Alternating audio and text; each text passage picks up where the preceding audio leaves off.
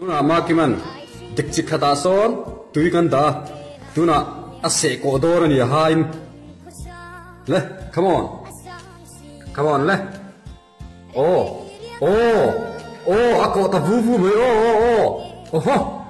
bon khop me ana mấy lâu khop me ra kal pui hey tuna po kan thir chup me ala kal pui char char hey mase aha hi balage mo ti ni ti lui chi mi lawa a bon khop me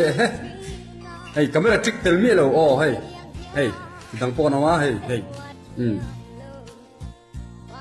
a bon khop mai pul tu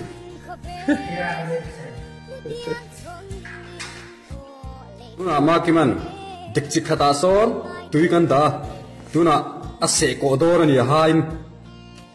le come on le oh ako ta vu me oh bon khop me ana mấy lâu khop me ra kal pui hey tuna po kan thir chup me ala kal pui char char hey mase aha hi balage mo ti ni ti lui chi mi lawa a bon khop me hey camera trick tel mi lo hey dang po na wa hey a bon khop mai